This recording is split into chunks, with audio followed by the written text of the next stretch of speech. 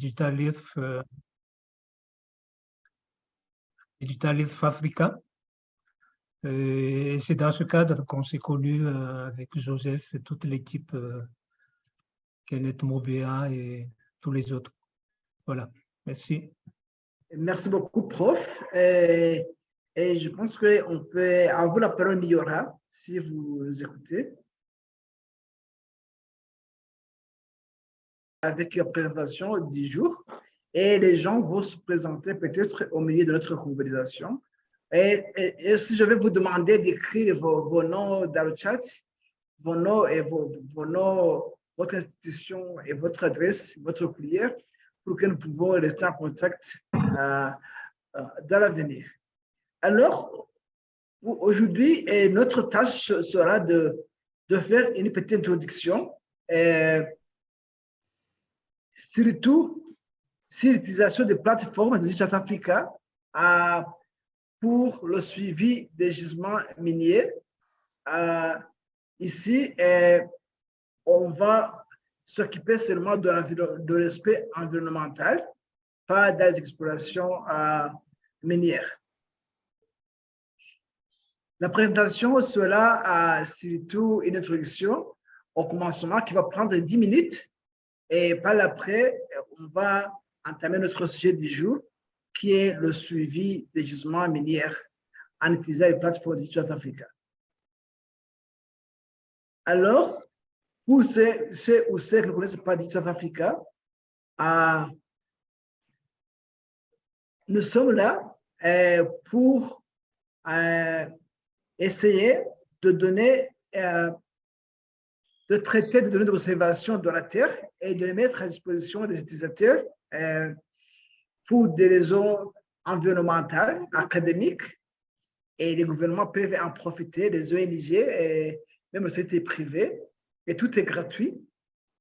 Nous nous occupons de l'agriculture et la sécurité alimentaire, des ressources en eau et des risques d'inondation, de la dégradation des terres, de l'urbanisation et de l'érosion côtière, juste pour mentionner quelques exemples. Alors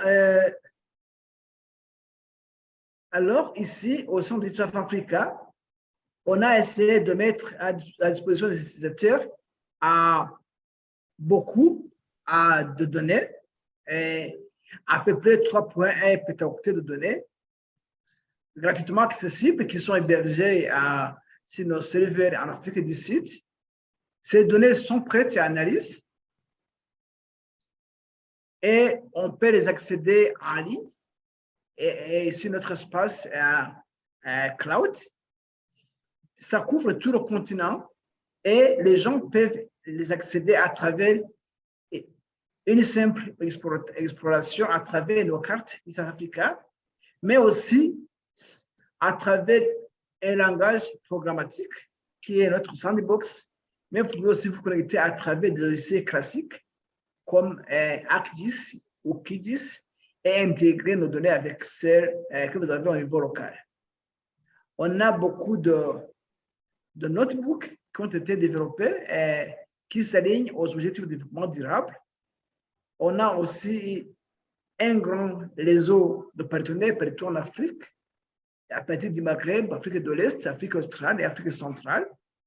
Et nous avons un programme de renforcement des capacités en ligne, disponible en français et en anglais. On va y revenir. Mais ce que nous faisons, nos données se reposent sur ce qu'on appelle Open Data Keep, c'est-à-dire que tout le monde peut accéder à nos données et télécharger la portion dont où elle a besoin. Notre programme est tout à fait inclusif. Nous comptons servir tous les coins du continent africain, que ce soit la langue, que ce soit le sexe, que ce soit l'état physique, que ce soit l'âge, tout le monde doit être servi à analyser sa personne de côté. Nous travaillons avec beaucoup de gens, beaucoup d'institutions, le Centre de suivi écologique au Sénégal, l'Observatoire du Sahara et du Sahel en Tunisie, le centre afrigiste au Niger, le centre agrimètre au Niger, le centre afrigiste au Nigeria, Ghana Statistics au Ghana, l'Agence nationale spatiale au Rwanda,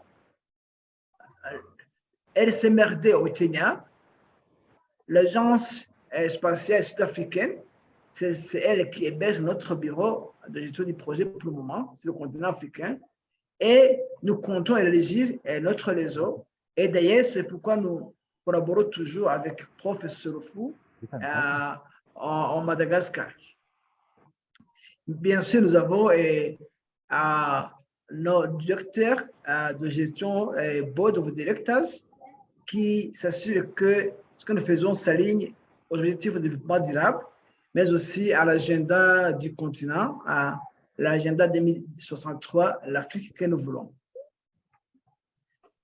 Les données que nous avons, bien sûr, je vous avais dit qu'on a beaucoup de données, à peu près 3,1 pétaoctets. Tout est gratuit, que ce soit pour l'usage commercial. Nous voulons que les gens puissent avoir accès aux données d'observation de la Terre pour minimiser le coût, mais aussi maximiser leur avantage. Les données couvrent tout le continent, accessibles à travers différentes interfaces, mais le plus important, c'est que nous assistons les gens qui utilisent nos données gratuitement sur tout le continent africain. Et tout ce que nous faisons doit toujours s'aligner aux objectifs de développement durable. Ici, ce sont les produits qu'on a, ce que nous appelons des géomades annuels.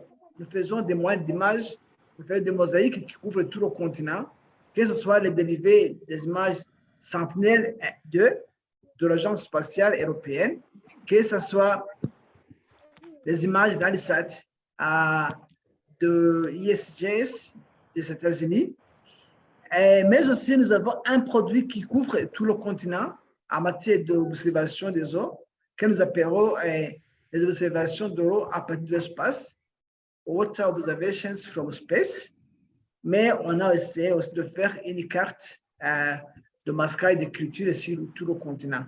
Ces produits sont gratuitement disponibles uniquement sur les interfaces d'East Africa. Tout a été dérivé des images Sentinelle, des images d'Alisat à partir du 5 au 9. On a aussi des données radar des images Sentinelle 1 et aussi il y a aussi d'autres données comme des modèles numériques et des données de mosaïques annuelles à l'os qui ont été acquises à partir d'autres partenaires et qui sont indexés à notre interface. Les plateformes, ici, on va y revenir. On a plusieurs façons d'accéder à nos données, mais on va parler aujourd'hui des plateformes les plus importantes, les cartes du South Africa, à travers lesquelles on peut faire des analyses d'exploration, mais aussi, on a aussi ce qu'on appelle notre sandbox, qui est une interface programmatique, mais aussi on peut accéder à nos données à travers l'approche service cartographique en ligne, OWS, mais tout ce que nous faisons, nous assurons que nous renforçons la capacité de nos utilisateurs à travers notre cours en ligne. Pour analyser nos données, il faut avoir un compte au sein de notre sandbox. Là, on va y revenir. Je vais vous montrer comment créer un compte et accéder à des notebooks déjà développés. Vous ne devrez pas être toujours des vrais programmeurs. Moi-même, je ne suis pas un vrai programmeur, mais il faudra toujours suivre des étapes, changer de coordonnées géographiques peut-être, et les années d'études, et lancer le code.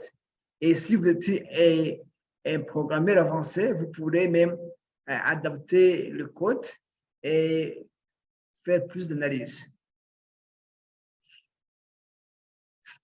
Ici, ça montre comment nos codes, nos notebooks s'alignent aux objectifs de développement durable, agriculture, sécurité alimentaire, gestion des eaux et inondations. Je tiens de ce moment pour vous dire, vous le conforter de l'incident du vent dont on a parlé j'ai écouté à la télé que ça a ravagé votre région et les Jeux de Malawi. Et aussi, la végétation, suivi de la végétation, suivi de l'urbanisation, dégradation, occupation des terres, environnement côtier et marin. Ici, nous parlons surtout du suivi des traits de côte. Et bien sûr, on a beaucoup d'autres données. On peut avoir un cours en ligne, accéder à notre cours accessible en français et en anglais. Si vous vous inscrivez, ça vous prendra peut-être 3 semaines à 5 semaines. Et là-bas, vous pourrez avoir un certificat. Mais le plus important est que vous ayez accès à nos données et savoir comment les exploiter au maximum. Bien sûr, ce cours a des tutoriels bien détaillés en français et en anglais. Et si jamais vous êtes coincé, nous avons une plateforme d'assistance. Si vous revenez à nous, nous vous répondons le plus vite possible en essayant de résoudre le problème ou bien de co-développer un cas d'application qui peut nous aider à résoudre le problème que vous avez identifié. Notre réseau s'accroît toujours. On a des gens qui utilisent notre plateforme en ligne. Ici, c'était 350, mais pour nous, c'est plus de 600. Et nous avons notre communauté qui s'accroît au cours du temps. Bien sûr, des utilisateurs avec lesquels nous engageons à travers différents événements et qui utilisent nos interfaces, accèdent à nos données et essaient de revenir à nous avec des feedbacks sur ce que nous devons améliorer, le succès avec nos plateformes. Le réseau s'accroît toujours. Bien sûr, ce sont des statistiques qui montrent comment notre réseau s'est accru et c'est tout en collaboration avec des plus jeunes, Youth Mappers, OpenStreetMap, SC et d'autres. Et juste pour nous assurer que tout ce que nous faisons sert la population africaine. L'impact, on a étudié des cas d'études qui ont été publiés à peu près une vingtaine dans le domaine de gestion de réseaux côtières, de végétation mangrove, de gestion des eaux, d'urbanisation, biodiversité, et ainsi de suite. Les autres sont en développement, plus d'une dizaine.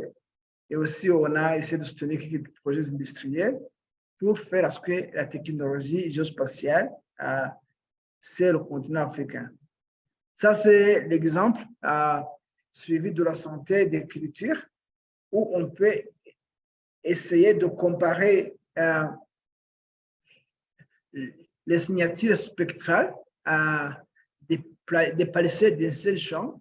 Et l'idée en est que les signatures spectrales devraient aller dans la même direction parce que si les champs ont été dans les mêmes conditions écologiques, on a utilisé les mêmes intrants agricoles, alors on devrait avoir les mêmes signatures spectrales.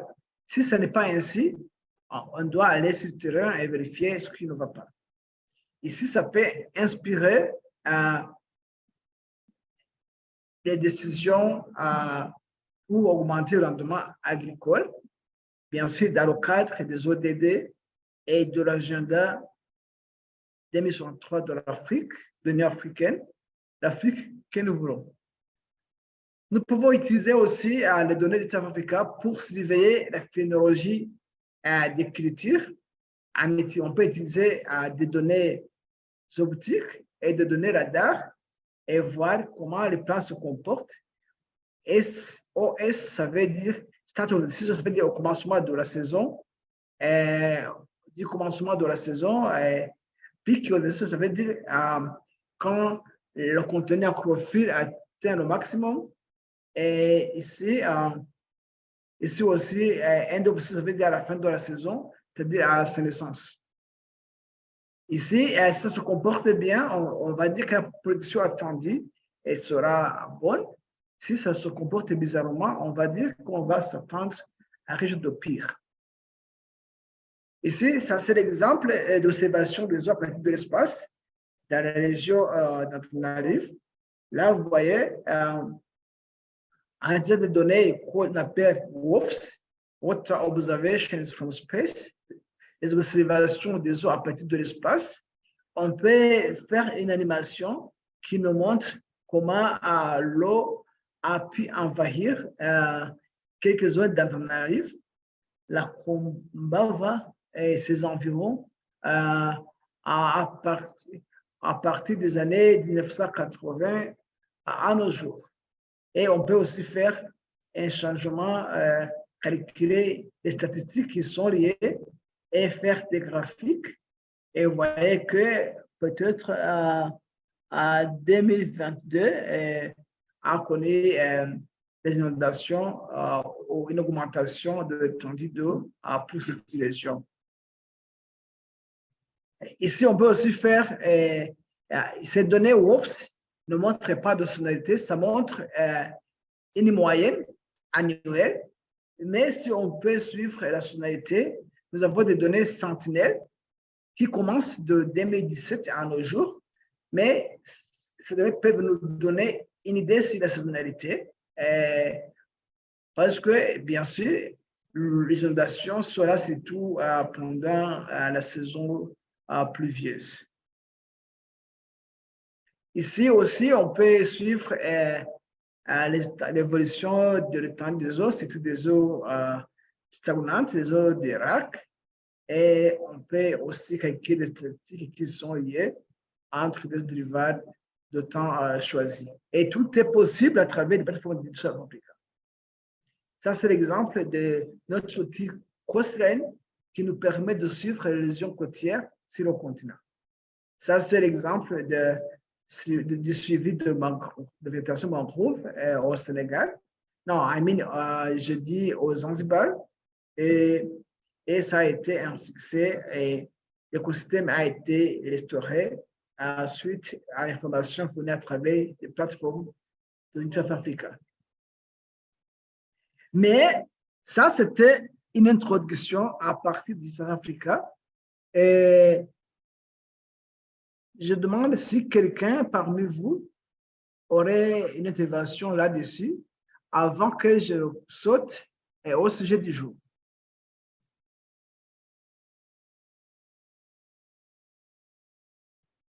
Un commentaire là-dessus?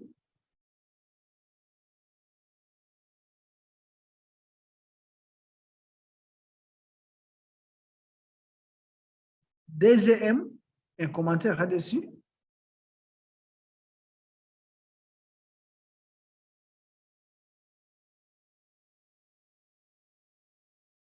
Est-ce que vous me suivez? Juste pour vérifier si vous êtes toujours là. Oui, on vous suit, mais pas de commentaires jusque-là. OK, merci beaucoup. En fait, c'était pas le sujet du jour. C'était juste vous dire pourquoi l'Africa avait à présenter à ces outils aujourd'hui et aux gens qui œuvrent dans le secteur minier. Alors, ici, si je parle d'Africa pour l'exploration pour le suivi de l'exploitation minière, d'abord, pourquoi suivre l'exploitation minière? Bien sûr, on sait que ça amène des revenus à nos pays. Et Madagascar en est un bon exemple parce que je voyais beaucoup de contrats qui ont été signés pour l'exploitation des mines au pays. Mais pour exploiter les mines à ciel ouvert, il faudra enlever la terre de surface pour entrer dans le sous-sol. Et l'idée en serait de récupérer du sable du gravier, des pierres précieuses, du charbon, du fer et d'autres métaux précieux. Et il y a les gens qui disent que cette exploitation est plus rentable parce qu'on en investit à peu de ressources, mais aussi on est sûr qu'on va trouver les minéraux tout près de la surface. Mais ça peut envahir des terres agricoles, des forêts et des plans d'eau. Et bien sûr, c'est pourquoi les gens essaient d'identifier les zones de cette activité minière et bien sûr pour gérer ce conflit d'une façon adéquate. Mais il faudra des outils assez robustes pour ce suivi et l'observation de terre est en train d'être utilisée. Et ça, c'est à droite, cet exemple, dans Batovi, l'un des plus grands gisements miniers d'après l'information que j'ai reçue. Alors, pourquoi suivre l'exploitation minière? Ici, si vous comparez Rio Tinto avec des points que vous voyez, des coordonnées que vous voyez et en Batovi, on peut, si j'essaie d'entrer dans notre carte de South Africa, si j'essaie de poster,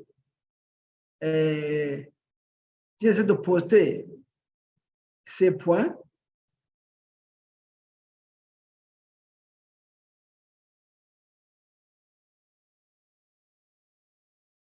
voilà. Si je vais à Rio Tinto ici,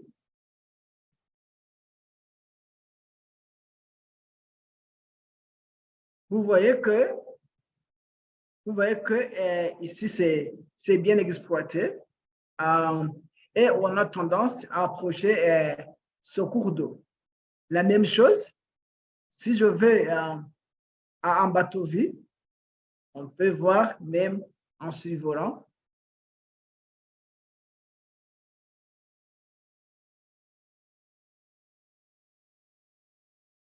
Si on va à Ambatovi, vous voyez que c'est comme si la végétation avait cédé place à l'exploitation minière. Alors,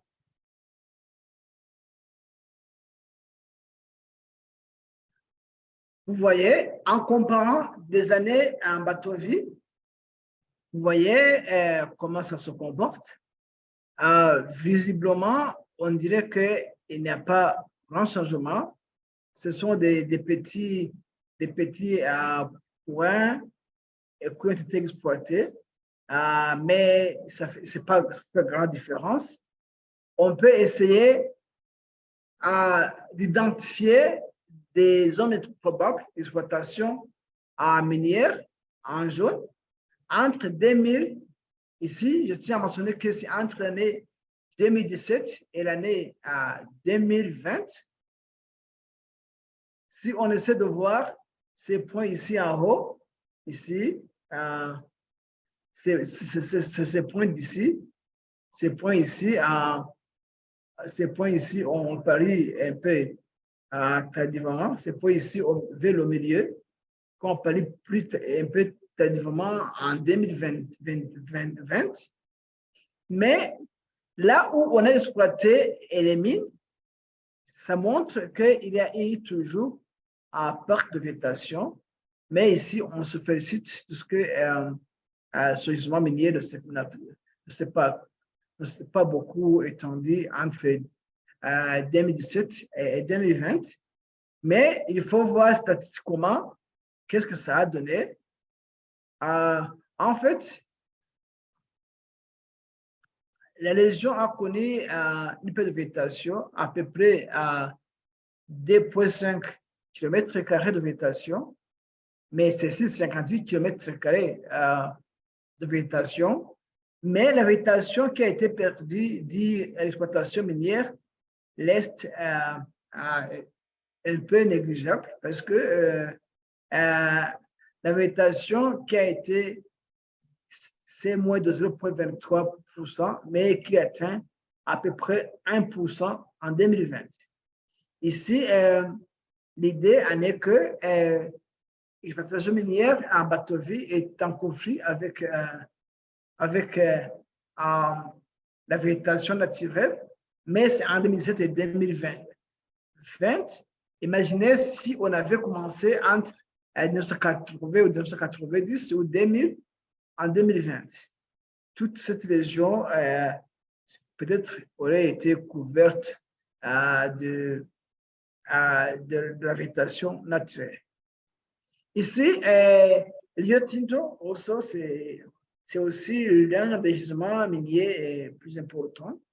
Et vous voyez, en comparant, j'essaie d'observer visuellement, à ce point-ci, point de l'Est, ça c'était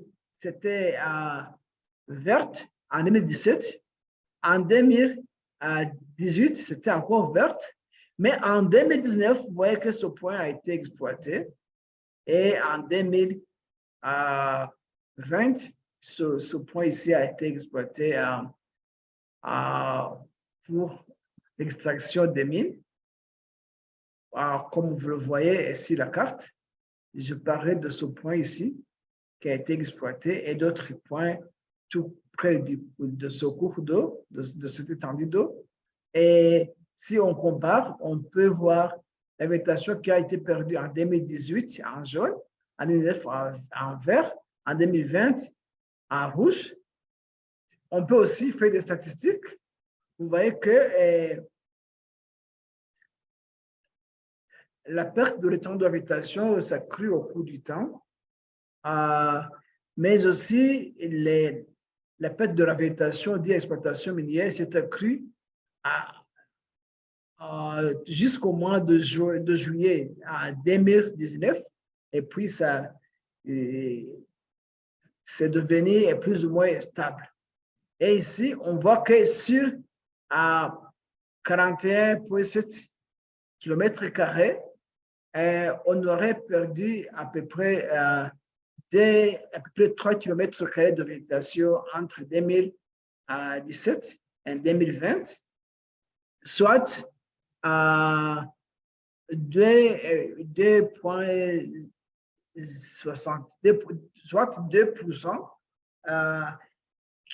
ont été dus à l'exploitation minière. Alors, ici, c'était vous montrer à travers graphique ce que nous pouvons faire pour voir comment l'exploitation minière s'est comportée dans votre région. Mais quelqu'un ou quelqu'un peut se demander comment avez-vous pu en arriver là-bas. C'est là où je vais vous prendre à travers des outils, des plateformes de Research Africa pour essayer de voir ensemble comment peut-être par une simple visualisation, comment la végétation a évolué dans cette région, ça c'est un, ou bien comment on a pu calculer ces statistiques à travers notre sandbox. Alors, quelques commentaires avant qu'on entre dans nos plateformes.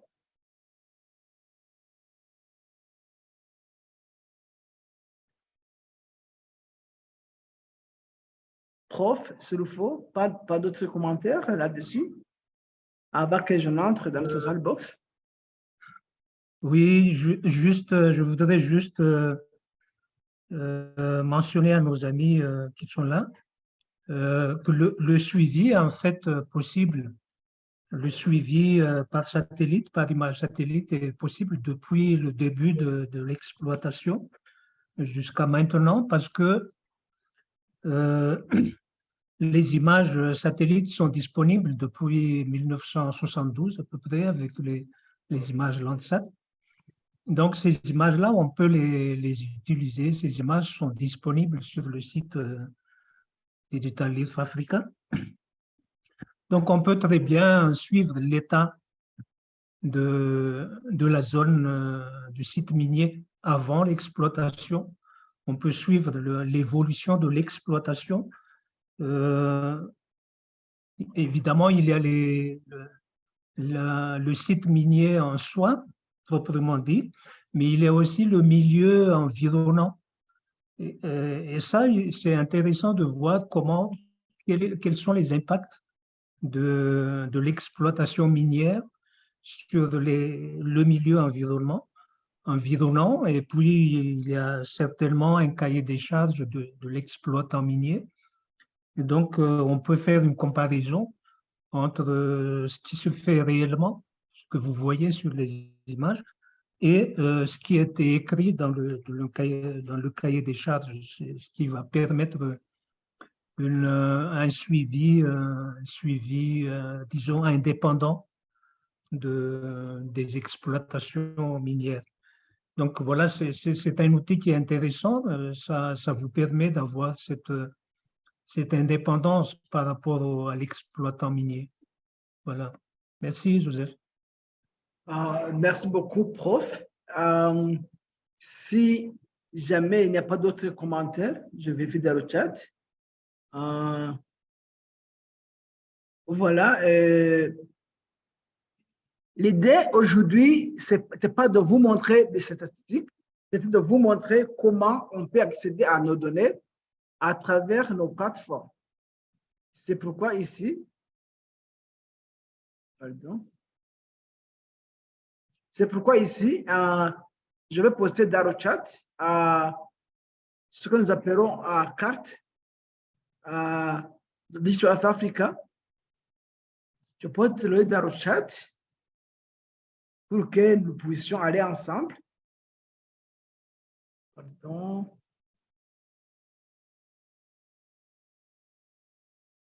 Je poste le lien dans le chat.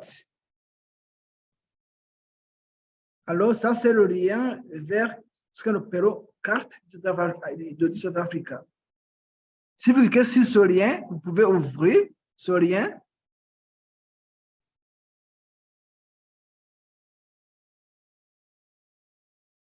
Est-ce qu'on va ensemble?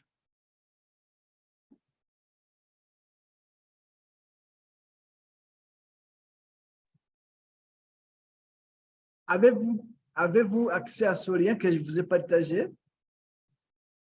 Parce que... Où est-ce qu'on peut avoir ce lien dans le chat?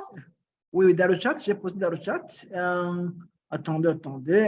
Peut-être que je n'ai pas partagé. Pas encore reçu. C'est aussi écrit en haut. J'avais partagé seulement avec le prof, intéressant. Mais pour moi, tout le monde peut accéder à ça.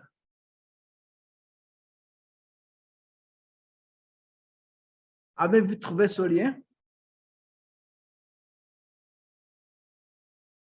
Oui, on a Voilà. reçu.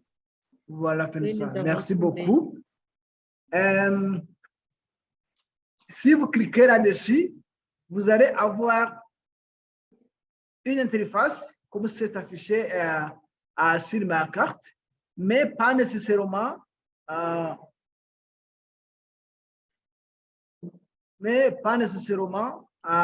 comme c'est, ça peut être comme ça, ça affiche tout le continent africain en fait. Si vous cliquez là-dessus, dans votre interface, vous allez voir quelque chose qui affiche tout le continent africain.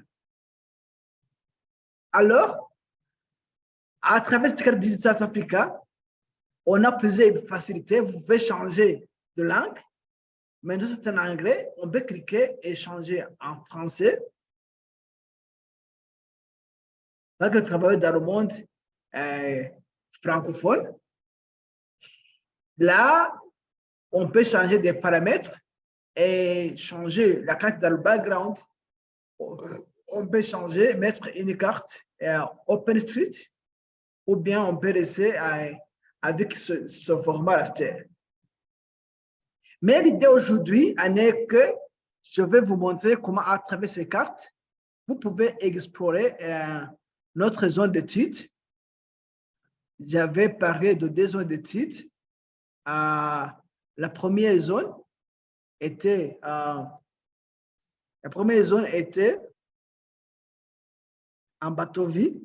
J'avais mis des points. Je vais aussi poster ces coordonnées dans le chat.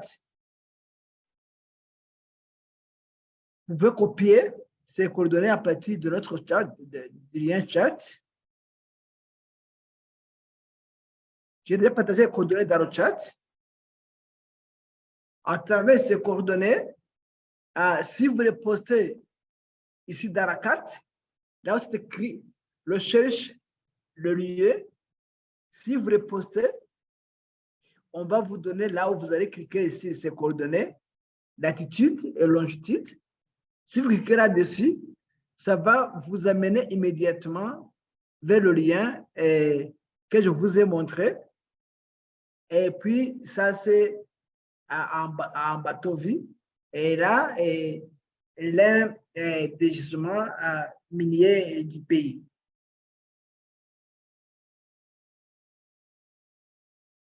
Je pense que nous allons ensemble. Veuillez confirmer ou bien à travers le chat ou bien allumer vos micros et ça va être plus interactif.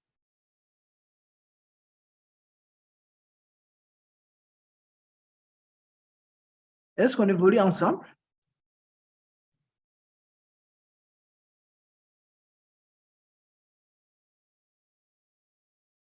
À travers cette carte, ce qu'on peut faire, on a accès aux données du South Africa. On dit explorer les données. Si vous cliquez explorer les données, ça va vous donner, ça va vous diriger vers le stockage de nos données qui sont groupées par domaine, comme je vous ai présenté au commencement, agriculture, érosion côtière, évasion et topographie, l'utilisation des terres, le climat, les images satellitaires, l'eau de surface et la végétation. Ici, supposons que nous allons essayer d'utiliser les images satellitaires. Supposons que nous allons choisir ce que nous appelons des géomètres annuels de Sentinelle 2. Si nous choisissons cette image, ça va prendre du temps pour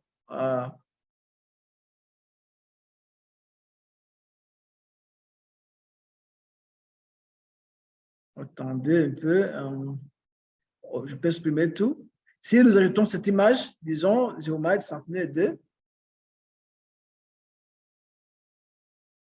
ça prend du temps pour se charger.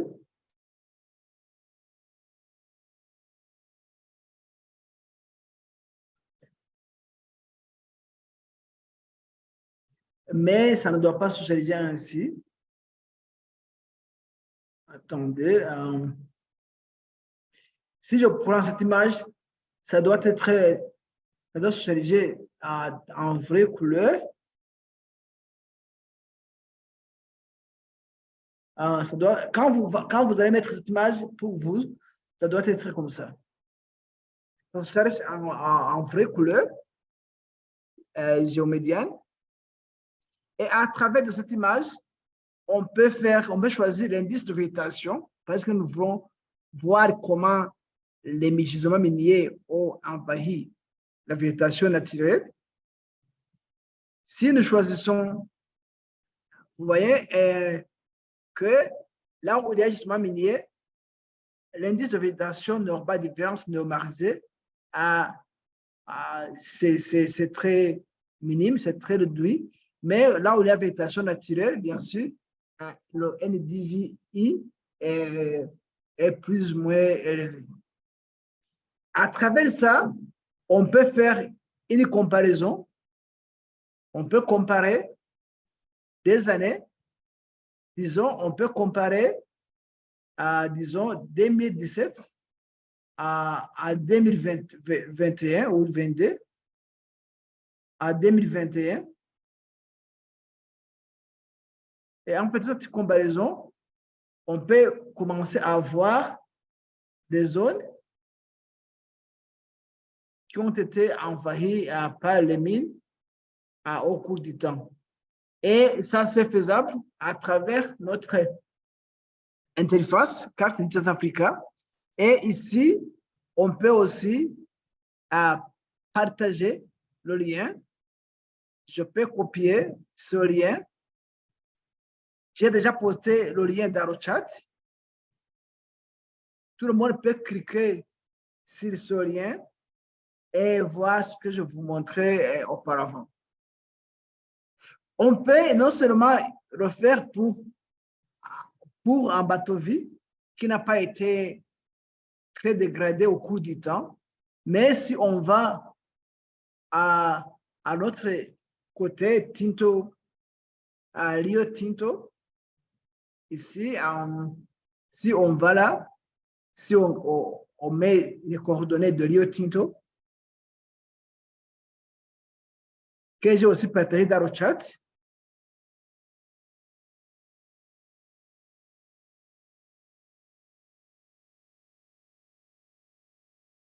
en faisant une simple comparaison, ça c'était en 2017. Si vous allez en 2000, cette région que je vous ai dit, ça, on a étendu l'exploitation minière, ça c'était en 2017. La région était assez verte, mais quand vous allez en 2021, cette région et les zones d'ici en haut, il y a une extension d'exploitation minière. Et ça a aussi affecté la végétation au niveau de Rio Tinto, si je dis bien le nom. Voilà, j'ai aussi partagé dans le chat. Si vous cliquez là-dessus, vous pouvez y aller. Et ça, c'est très important parce que ça peut permettre une exploration très rapide d'exploitation minière dans la région. Et voilà, et avant que je n'aille à l'autre interface, la plus importante, Sandbox, je voudrais bien sûr entendre de vous votre réaction, si on est parti ensemble, ou bien si vous avez vu la logique de ce que nous appelons carte de Digital Africa. Cette session est tout à fait interactive et c'est pourquoi Jacques Kenny, quel commentaire là-dessus?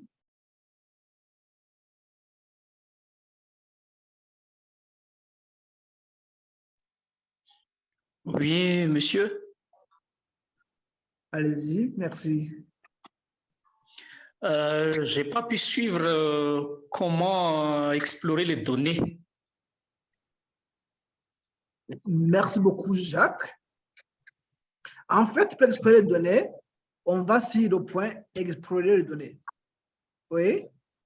Oui. Si vous cliquez là-dessus, ça va nous donner toute une liste de données qui sont dans la base de données de Digital Africa. Oui, ces, oui, données oui. ces données ont été groupées par thème, agriculture, qui couvre ce que nous appelons le mascaille des cultures sur le continent africain, des régions côtières qui nous donnent l'outil de suivi de régions côtières sur tout le continent africain, sur tout le littoral, des données de topographie, mais aussi des données d'utilisation des terres. Ces données ne sont pas des données d'Africa, ils ont été indexées à partir de cartes d'utilisation des terres de l'Agence spatiale européenne de 2020 et 2021, et ainsi de suite. Des données météorologiques sont là, des données qu'on appelle des images satellitaires de réflectance de la surface qui sont groupées en données optiques sous le nom de référence de surface. Sous ces données, on a des images individuelles que nous appelons daily, des images journalières, Sentinelle, Landsat. Mais vous savez que le continent africain est couvert de beaucoup de nuages. C'est pourquoi DiAfrica a traité les données. Nous avons fait ce qu'on appelle des géomades, ce sont des moyennes de pixels, de valeurs de pixels au cours de l'année. Et ça nous permet de masquer des nuages et de remplacer les valeurs manquantes par des moyennes, de la valeur des pixels. Et ça a été fait pour Sentinel et pour tout l'ANSAT. Et bien sûr, on a aussi ce qu'on appelle une fréquence semi-annuelle, c'est-à-dire trimestrielle. Ça veut dire aussi une agrégation au niveau du trimestre. Et nous avons des données de température, nous avons des données radar, qui est données radar, et nous avons des données pour le suivi des eaux de surface. Les données dont vous avez parlé, que nous appelons des données d'observation des eaux à partir de l'espace, et ainsi de suite. Alors, ici, en haut, moi, j'avais choisi des données que nous appelons géomad annuel, qui est dérivé des images centenaires 2, et on peut choisir beaucoup d'indices. Si on voulait suivre le d'eau, il fallait choisir l'indice d'eau, l'indice normalisé d'eau, le normal differential water index, et ainsi de suite. J'avais choisi l'indice de végétation par différence normalisée parce que je voudrais vous montrer comment l'exploitation minière peut être en conflit avec la végétation naturelle. Est-ce que j'ai pu répondre à votre question?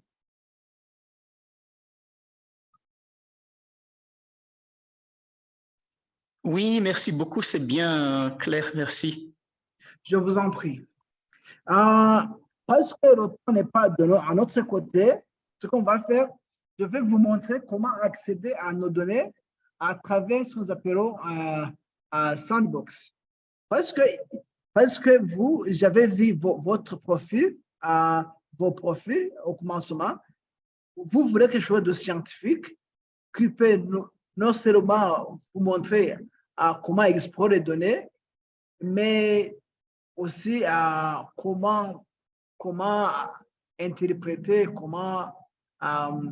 comment générer des graphiques et des statistiques là derrière. Ici, si je me connecte,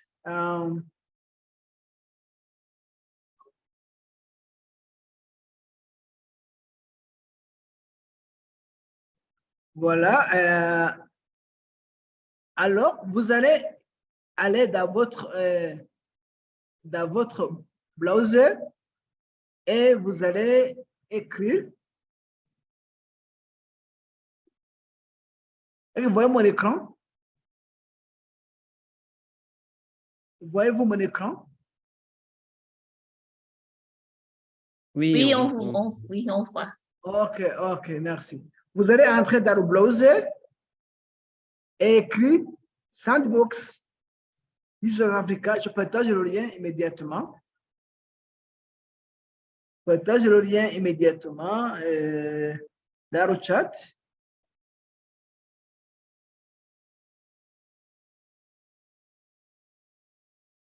Si vous cliquez sur le lien que je vous ai partagé, vous allez entrer dans le Sandbox de South Africa. Avez-vous accédé à ce lien? Si vous cliquez à ce lien, ce que ça va donner, une page pareille va s'ouvrir.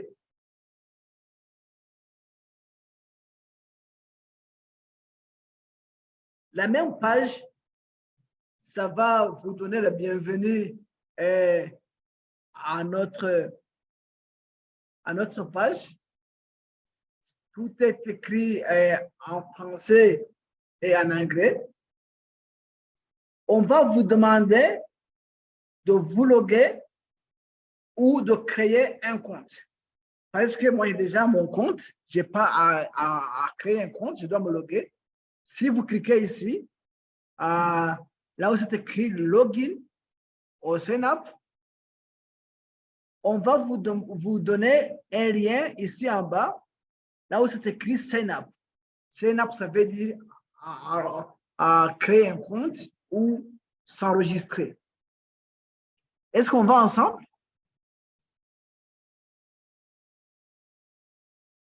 Oui, on vous suit. Ok, vous cliquez sur Sign Up. alors on va vous demander là où mettre votre email, votre courrier, votre nom, et vous choisissez un mot de passe.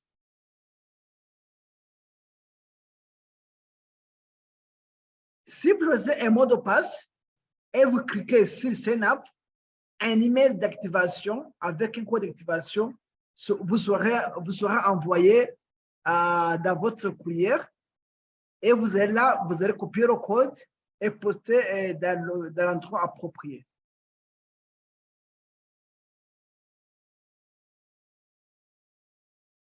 Si vous ne trouvez pas cet email dans votre compte, assurez-vous que vous allez dans votre document de courrier indésiré qu'on appelle spam. C'est là où vous pourrez trouver, si jamais vous n'avez pas accès à cet email.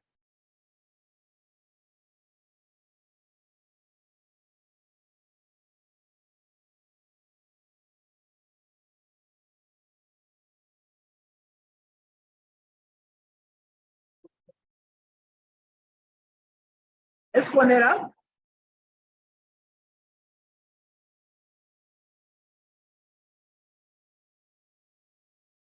Est-ce qu'on est là? Je ne peux pas taper un mot de passe. Il y a un mot de passe compliqué qui est proposé dans le champ et je ne peux pas changer. C'est proposé dans votre email? Non, sur le champ le champ écrit password là, mais j'arrive pas à changer. Non, si vous cliquez là-dedans, vous pouvez effacer et taper un nouveau password. Si vous voyez mon écran.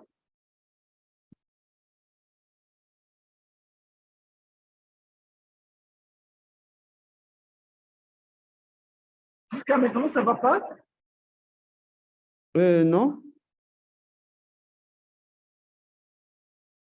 Oh, peut-être que je vais vous assister après la session. Sinon, ça devrait être ainsi. Si vous avez la même page, où vous pouvez créer un compte. Si vous avez mis votre email, votre nom et le mot de passe, va se créer, mais il faudra toujours suivre. Cela serait à ce que ça doit contenir des lettres minuscules et majuscules, mais aussi des chiffres.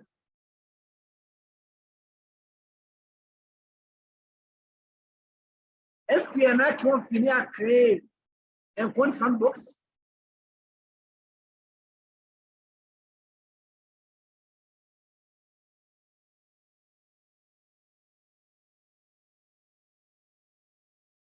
Oui, je vois que Lina a fini.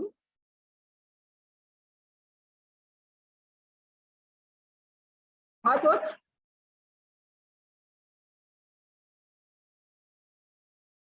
Donc, je voudrais qu'on aille ensemble. Finalement, j'ai pu créer. Ah, Merci. merci beaucoup. Bien, merci. Oh. Quelqu'un qui n'a pas connaissé le code, Jacques Kenny, je vous avais dit qu'il faut aller dans le fichier spam de votre email. De temps en temps, ce genre d'email est bloqué et c'est toujours dans le fichier spam. Kenny, avez-vous essayé d'aller dans le fichier spam?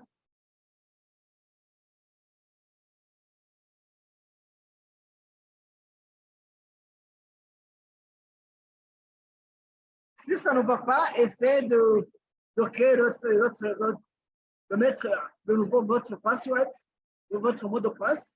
On va vous envoyer ça parce que je ne serai pas au point de dire pourquoi ça ne vient pas. Ça devrait venir en fait. Alors, si vous avez déjà créé votre compte, vous allez vous loguer. Vous allez sur Sign In.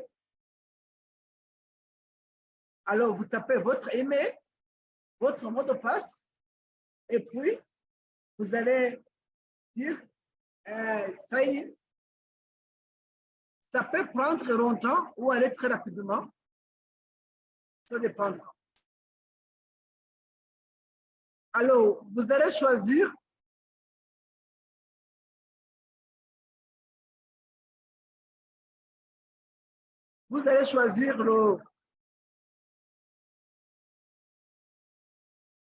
le serveur par défaut et vous allez entrer dans ce que nous appelons Sandbox de Digital Africa. Alors, en entrant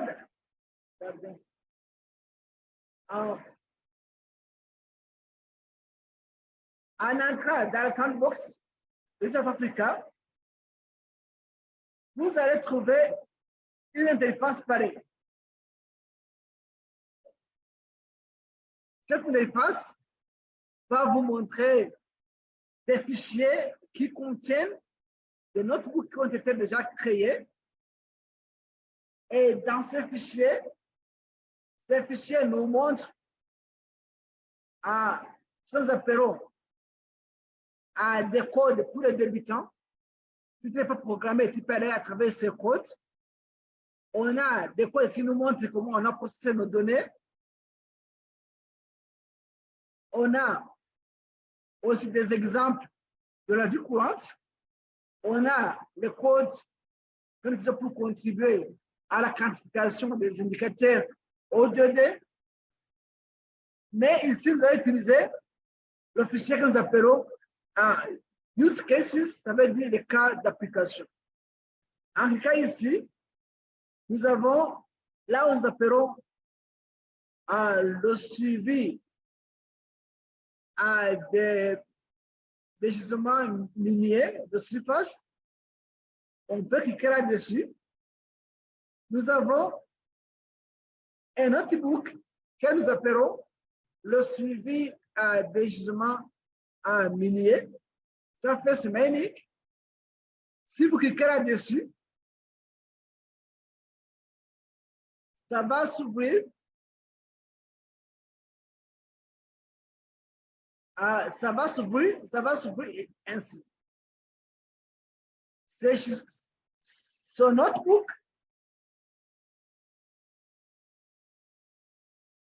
commence par une description. Pourquoi avons-nous besoin de surveiller les gisements de surface? Ça va nous parler des données que nous allons utiliser, des données de sentinelle et des données d'observation des eaux à partir de l'espace. Alors ici, le plus important en est que il nous faudra d'abord spécifier l'année d'études et essayer de mettre des limites. Ça, c'était pour une petite forêt au Ghana qu'on appelait, je ne me souviens plus le nom de la forêt, à Pam. On peut voir les photos au cours des années. On peut calculer les statistiques. On peut calculer les gisements miniers potentiels. On peut comparer la végétation perdue avec les gisements potentiels, et ainsi de suite. J'ai essayé ça pour un bateau vide, même code. Voilà la carte de notre lieu d'études. Ça prend longtemps parce que la connexion n'est pas bonne. Alors, voilà comment c'est comporté au cours des années. Voilà les statistiques que je vous ai présentées. Voilà les cartes de changement de végétation. Voilà les statistiques comparant la végétation perdue due à l'exploitation minière et ainsi de suite. Voilà, j'avais aussi essayé de faire ça à Rio Tinto. Voilà, même chose. Voilà, et ce que je vous ai montré, c'est bien facile à calculer à travers la sandbox. Ici, l'idée est de vous montrer que, comme Prof. Souroufou l'a déjà mentionné, à travers les interfaces de South Africa, on peut faire des explorations des images satellitaires, soit en utilisant des images Landsat ou Sentinel, déjà traitées pour suivre l'évolution des gisements miniers et surtout pour l'analyse de l'expansion et de l'aspect environnemental au cours du temps. Et ça, c'est applicable. Comme le temps ne le permet pas, du moins, je vous ai montré le notebook. Je vais le partager à travers vos emails. Et si jamais vous pourrez essayer et analyser le même notebook, on peut aller un peu loin. La même chose, j'avais essayé le même notebook à travers la même sandbox. J'avais pu suivre l'évolution de l'étendue des eaux entre Nanaïf, entre l'image Sentinelle 2 qui montre la saisonnalité et créer une animation qui montre l'évolution de ces eaux. Et par après, créer un graphique qui va nous dire que c'est en 2022, vers le mois de mars, je peux dire, il y a eu beaucoup d'inondations, des calculs et faire des changements, montrer des zones qui ont été converties en eau et des zones où il y a eu disparition d'eau, ainsi de suite. Tout ça est possible à travers les sandbox et l'idée en était de vous présenter ces outils et de vous encourager à définir comment les utiliser dans le secteur minier et dans votre pays. Et parce que ça nous reste 15 minutes, je demande si quelqu'un aurait des commentaires là-dessus.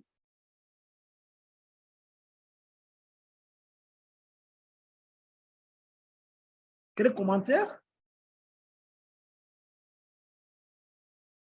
Erivé José, quel commentaire là-dessus?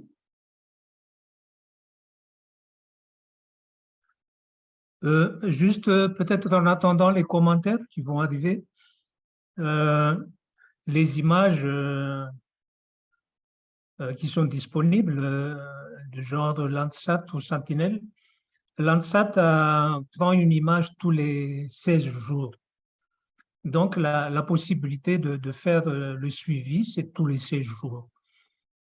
Sentinel, c'est un peu moins de 16 jours. Peut-être dans nos latitudes, c'est entre 10 et 12 jours. Donc, on peut faire ce suivi-là avec des images Sentinel également, où c'est plus précis que Landsat, c'est 10 mètres de résolution. Donc, oui, la possibilité de faire le suivi peut être assez élevée en termes de temps. Par contre, les images sont volumineuses, d'où l'intérêt d'utiliser des systèmes, des plateformes telles que Digital Earth Africa, parce que là, vous n'avez pas besoin de télécharger les images. Vous pouvez faire le calcul sur une très grande superficie. C'est le même programme qui va être utilisé et vous récupérez tout simplement les résultats. Les données n'ont pas à être téléchargées sur votre ordinateur. En fait, votre ordinateur va tout simplement servir à faire les commandes, à envoyer les commandes, et les calculs vont se faire dans les serveurs Amazon qui sont à Cape Town. Et les résultats, ce sont les résultats qui seront renvoyés vers votre ordinateur après. Ok, merci à beaucoup, prof, pour votre éclaircissement. Et j'entends toujours quelques commentaires de l'équipe pour voir si l'outil que je vous ai présenté est utile ou bien des points à améliorer ou bien comment procéder dans l'avenir pour la maîtrise et l'exploitation de ces plateformes que je vous ai présenté. Et quelqu'un aurait des commentaires parce que c'est toujours l'institution qui peut nous dire si ça peut être utile dans vos travaux quotidiens ou bien si jamais il faudra peut-être organiser une session très pratique pour le même outil. C'est ça que je voudrais écouter du public. Et je ne sais pas si on peut aller à tour de rôle ou bien quelqu'un peut se porter candidat ou candidate pour nous partager l'expérience. Une question, s'il vous plaît. Oui, allez-y. Oui, merci. Si on veut analyser d'autres données, par exemple, les gains en termes de biodiversité, puisqu'il y a des sites de compensation aussi, par exemple, pour le cas d'Ambatfier, de QMM.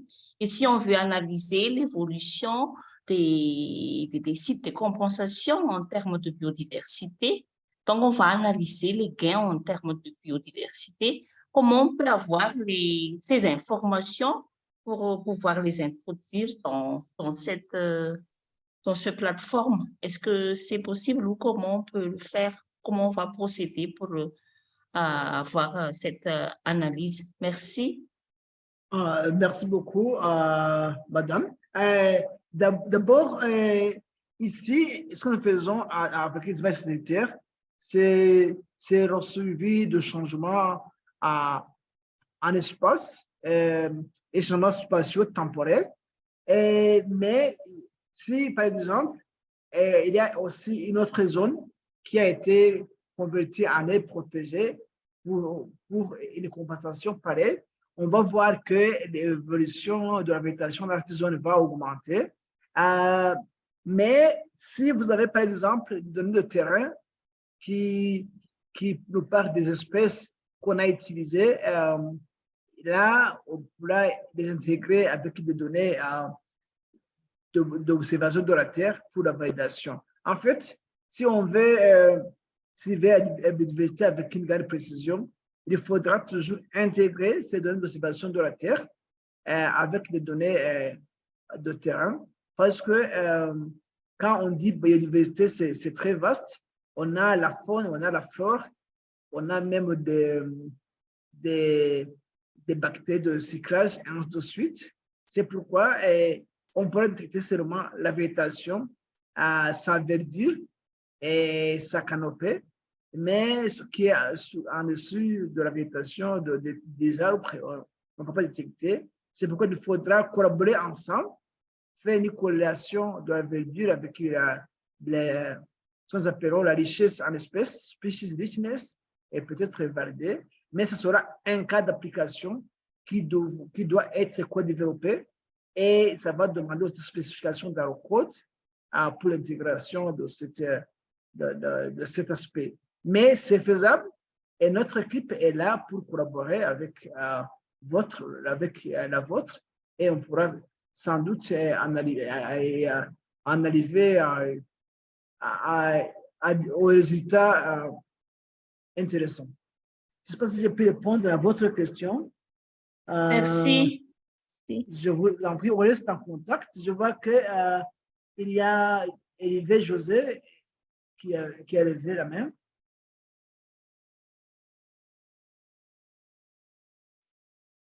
Hervé, à vous la parole.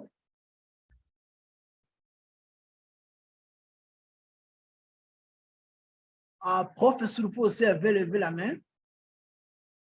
Oui, oui, oui. En fait, je voudrais juste réagir par rapport à la question de Madame Fensou tout à l'heure. Si j'ai bien compris, elle parle de la compensation de carbone. Mbatovi détruit la forêt, donc ça veut dire qu'il y a du carbone qui a été émis dans l'atmosphère et tout ça. Et en compensation, il y a un site où Mbatovi va faire une réforestation. Donc l'idée, effectivement, c'est de comparer. Est-ce que le carbone qui est compensé qui est censé être une compensation du carbone qui a été émis par le site, par la mine. Est-ce que ça correspond bien à ce qui a été détruit? Oui, c'est possible de le faire. Il y a des images avant l'opération de compensation. Donc, on peut faire une cartographie de la forêt ou de la végétation avant cette opération de compensation. Et puis, il y a des images pendant cette opération de compensation, il y a des images actuelles. Et il est possible de faire la comparaison. On a besoin juste des taux de carbone par unité de surface, mais ça les biologistes savent le faire. Et on peut donc après comparer, est-ce que le carbone qui a été compensé correspond bien au carbone qui a été détruit, émis dans l'atmosphère à cause de la mine. Merci beaucoup, prof, pour le contexte. En fait, je n'avais pas connu tout le contexte. Merci pour les éclaircissements. Pour terminer, je demandais à Hervé José si est disponible pour ses commentaires.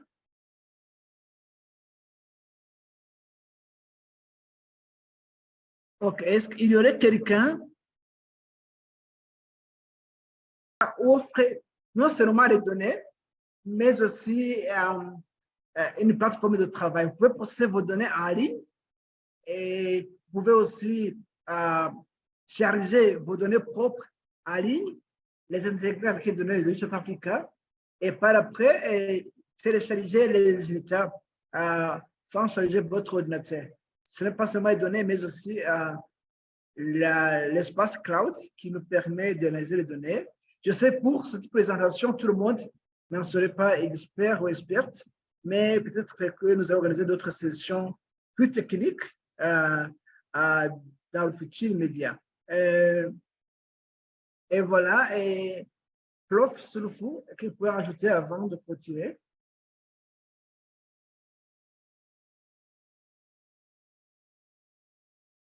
Oui, en fait, toutes les données Landsat, Sentinel-1, Sentinel-2 sont disponibles sur Digital Earth Africa. Donc, on n'a pas besoin de télécharger les données. Les données sont toutes depuis 1970 jusqu'à maintenant pour Landsat. Donc, sauf s'il y a d'autres données un peu particulières, mais dans ce cas, il faudra les télécharger sur le cloud et puis on peut faire les traitements. Ok, mais tout le monde, on reste toujours en contact. D'autres, il y a des autres qui viennent. Hein? On reste toujours en contact. Je remercie votre ministère de l'Environnement et des Mines et des ressources précieuses, si je dis bien, pour l'organisation de cette session. Et je souhaite que nous puissions continuer dans l'avenir. Merci beaucoup et bonne soirée. À la prochaine.